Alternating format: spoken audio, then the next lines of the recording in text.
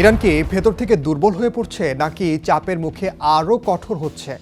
টানা কয়েকদিনের অস্থিরতা, সহিংসতা আর বিদেশি হস্তক্ষেপের অভিযোগের পর সোমবার দেশজুড়ে খামেনি প্রশাসনের পক্ষে রাস্তায় নামে লাখো মানুষ। সরকার বলছে এটা শুধু সমাবেশ নয়, এটা বিদেশি ষড়যন্ত্রের বিরুদ্ধে গণরায়। আর এই শক্তি প্রদর্শনের মধ্যেই যুক্তরাষ্ট্রের সামরিক হুমকির জবাবে সরাসরি পাল্টা বার্তা দিল ইরানের শীর্ষ নেতৃত্ব।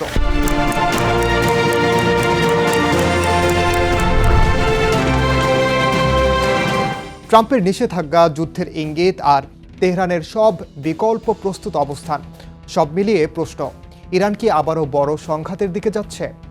বিস্তারিত জানাবো এবারের দৃশ্যপটে, সঙ্গে আছি আমি ওমর ইনাল।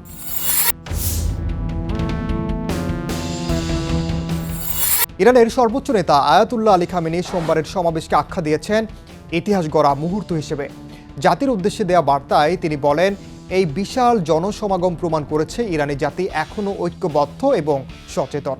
তার ভাষায়, বিদেশি শত্রুরা দেশীয় ভাড়াটে শক্তিকে ব্যবহার করে ইরানকে ভেতর থেকে দুর্বল করতে চেয়েছিল, কিন্তু জনগণের উপস্থিতি সেই ষড়যন্ত্র শুধু ব্যর্থই করেনি, বরং শত্রুদের কাছে একটি স্পষ্ট বার্তা পৌঁছে দিয়েছে। খামেনি যুক্তরাষ্ট্রকে সতর্ক করে বলেন, প্রতারণা আর বিশ্বাসঘাতক শক্তির উপর নির্ভরতা বন্ধ না করলে এর পরিণতি ভোগ করতে হবে।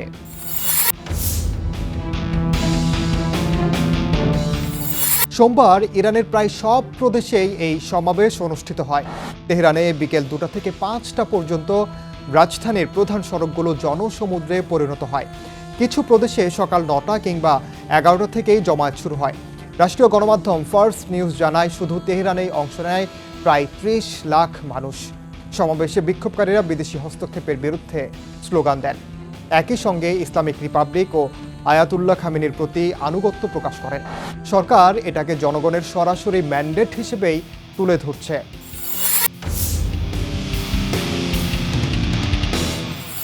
ইরানি কর্তৃপক্ষ স্বীকার করছে অর্থনৈতিক সংকট বাস্তব এবং গভীর।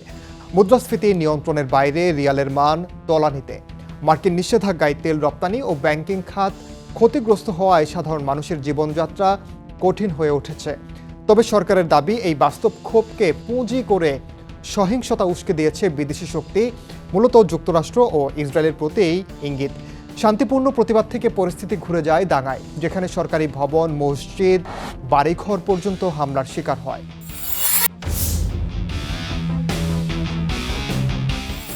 নিরাপত্তা ও বিচার বিভাগ বলছে, অস্থিরতার সময় একাধিক সশস্ত্র সেল ভেঙে দেয়া হয়েছে। গ্রেফতার করা হয়েছে বিদেশি সংযোগ থাকা বহু ব্যক্তিকে। তাদের মধ্যে ইসরায়েলি গোয়েন্দা সংস্থা মোসাদের এজেন্টও রয়েছে বলে দাবি করা হয়েছে। পুলিশ জানায়, কিছু আটক ব্যক্তির কাছে পাওয়া গেছে নগদ মার্কিন ডলার এবং অস্ত্র। তাদের কাজ ছিল ভিড়ের ভেতরে গুলি ছুড়ে পরিস্থিতি আরও ভয়াবহ করে তোলা, যাতে রাষ্ট্রকে দমনমূলক হিসেবে বিশ্বের সামনে তুলে ধরা যায়।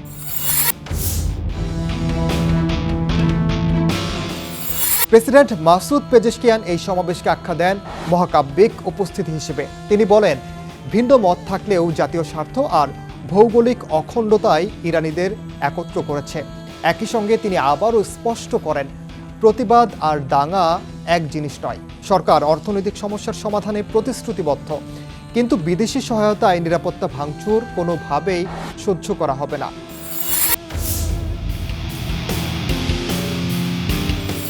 এই উত্তেজনার মধ্যেই মার্কিন প্রেসিডেন্ট ডোনাল্ড ট্রাম্প ইরানের বিরুদ্ধে সামরিক বিকল্পের কথা বলেন।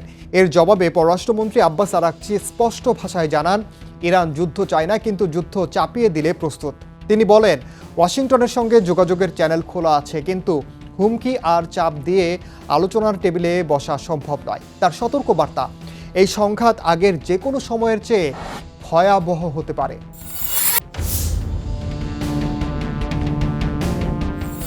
ট্রাম্প ঘোষণা দিয়েছেন, ইরানের সঙ্গে বাণিজ্য করা দেশগুলোর উপর 25% অতিরিক্ত শুল্ক বসানো হবে।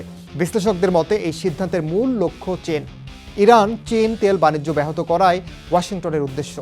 ভেনেজুয়েলার প্রেসিডেন্ট মাদুরোকে আটক করার ঘটনার পর চীনের জ্বালানি নিরাপত্তা নিয়েই যুক্তরাষ্ট্র নতুন চাপ তৈরি করছে বলে মত বিশ্লেষকদের।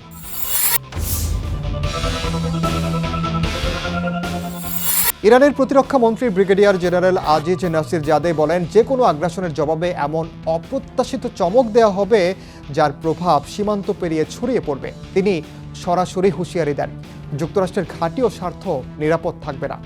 যে কোনো দেশ এই হামলায় সহযোগিতা করলে তাকেও ছাড় দেওয়া হবে না।